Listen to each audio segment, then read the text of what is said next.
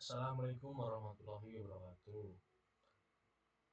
Perkenalkan, nama saya Tamsyar Parodi dengan NIM 253200-377. Saya di sini akan mempresentasikan tentang hasil penelitian saya yang berkaitan dengan aspek ergonomi aplikasi darurat bencana pada suatu yayasan sosial. Dengan rekomendasi aplikasi, satu aplikasi dapat memberikan alarm bencana kepada BNPB dan SAR. Nomor 2, user aplikasi adalah masyarakat, BNPB, dan SAR. Nomor 3, aplikasi dapat mengirim sinyal SOS user dan membagikan lokasi ke BNPB dan SAR. Nomor 4, aplikasi mudah digunakan dan mudah diakses oleh semua kalangan. Yang harus diperhatikan dari sisi ergonomi lingkungan itu: satu, jaringan. Aplikasi harus tetap dapat digunakan meskipun jaringan lemah atau tidak stabil. Nomor 2, psikologis. Aplikasi membantu mengurangi kepanikan, rasa takut, dan kebingungan saat bencana. Nomor 3, pencahayaan. Tampilan aplikasi harus jelas dibaca, baik di tempat terang maupun gelap. Nomor 4, suara. Suara notifikasi atau suara peringatan cukup keras agar terdengar dalam kondisi darurat. Listrik. Aplikasi hemat daya dan tidak cepat menguras baterai, karena yang terkena bencana itu bisa juga listrik padam. Jadinya harus membuat aplikasi hemat daya dan tidak cepat menguras baterai. Nah, sekarang yang harus diperhatikan dari ergonomi sisi sistem. Yang pertama itu UI dan UX. Pokoknya tampilan sederhana, menu tidak banyak, dan mudah dipahami oleh kebanyakan user. Nomor 2 itu respon sistem. Sistem langsung merespon ketika tombol darurat ditekan dan tidak membutuhkan waktu loading lama, tidak nge-lag. 3, keamanan data. Datanya itu tidak disalurkan dan user merasa aman dan percaya saat memakai aplikasi ini. 4, integrasi. Integrasi itu sistem dapat terhubung dengan sistem lain seperti BNPB, SAR, dan instansi yang terkait. Feedback. Pengguna mendapatkan informasi apakah pesan yang ditekan itu berhasil dikirim atau malah gagal. Nah, sekarang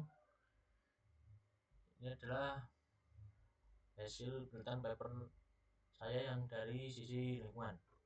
Yang pertama itu judul analisis pengaruh suara dan pencahayaan. Nah, ini membahas pencahayaan terhadap produktivitas dan kenyamanan pengguna komputer, dibuat oleh Puspita Andrianti. Intinya paper ini membahas ergonomi lingkungan kerja, khususnya pengaruh suara dan pencahayaan terhadap kenyamanan pengguna komputer. Yang nomor 2 itu judul modal sosial inklusi dalam jaringan komunikasi bencana, dibuat oleh Damayanti Wardayaningrum. Penelitian itu membahas bagaimana modal sosial inklusif dalam jaringan komunikasi masyarakat berperan dalam kesiapsiagaan bencana erupsi Merapi. Studi ini dilakukan pada masyarakat di salah satu desa lereng Merapi, Jawa Tengah, dengan pendekatan positif fisik menggunakan data kuantitatif yang dibuat data kualitatif. Yang ketiga itu membahas psikologis. Judulnya itu psikologis bencana, sebuah kajian dalam memitigasi dampak psikologis pasca bencana bagi masyarakat urban, dibuat oleh Hayatul Khairul Rahmat. Inti penelitian ini membahas peran psikologis bencana dan mengurangi dampak psikologis pasca bencana bagi masyarakat perkotaan. Metode yang digunakan adalah studi indikator. Yang keempat itu judulnya itu monitoring energi listrik generator tenaga surya portable berbasis IoT untuk kebutuhan listrik di daerah bencana, dibuat oleh Ahmad Mursidan dan Al-Farizi dan Mahandera Widayartono. Inti penelitian ini membahas pemanfaatan panel surya sebagai solusi kebutuhan listrik di daerah dampak bencana yang sering mengalami pemadaman akibat rusaknya infrastruktur listrik. Karena listrik sangat penting untuk aktivitas sehari-hari, maka dibutuhkan sistem yang bisa memantau penggunaan energi tetap terkontrol.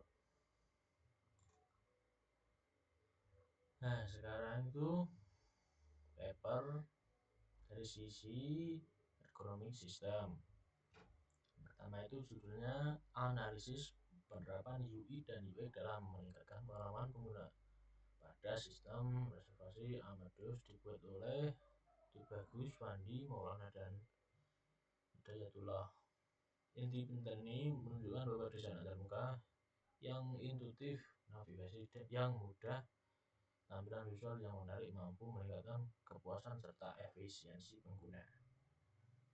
Yang kedua, judul Response Time Evaluation of Mobile Application Combining Networks Protocol Analysis and Information Fusion, dibuat oleh Pan Liu dan Yi Hao Li. Paper ini membahas cara mengukur respon waktu, respon time dari aplikasi mobile dengan menggabungkan analisis protokol jaringan dan teknik information fusion untuk mendapatkan penilaian yang lebih akurat terhadap performa aplikasi di banyak perangkat yang berbeda. Yang ketiga itu berjudul pentingnya keamanan data dalam intelijen bisnis oleh Novianto Indra Putri, Berta Komalasari, dan Yen Munawar. Penelitian ini menekankan bahwa keamanan data merupakan faktor penting dalam penerapan sistem intelijen bisnis, terutama dengan meningkatnya penggunaan Internet of Things di dunia bisnis.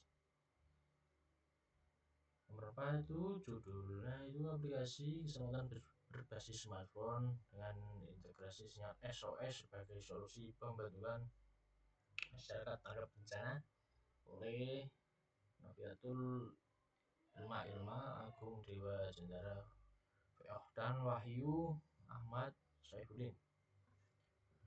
Penelitian ini mengusulkan perjalanan aplikasi keselamatan berbasis smartphone yang dilengkapi fitur pengiriman sinyal SOS untuk membantu penanganan bencana.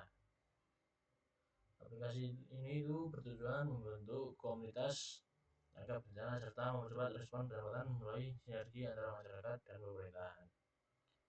Dengan aplikasi ini, masyarakat dapat mengetahui lokasi aman untuk evakuasi mandiri dan mengirimkan sinyal darurat yang langsung diterima oleh petugas terkait, sehingga diharapkan dapat mengurangi risiko dan dampak bencana.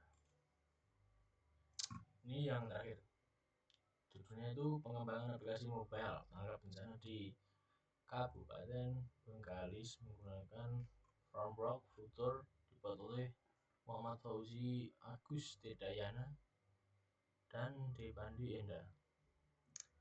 Inti penelitian ini bertujuan merancang dan mengembangkan aplikasi mobile tanggap bencana yang berfungsi sebagai asisten bagi masyarakat dalam melaporkan kejadian bencana dan memberikan informasi mitigasi bencana. Nah, terima kasih.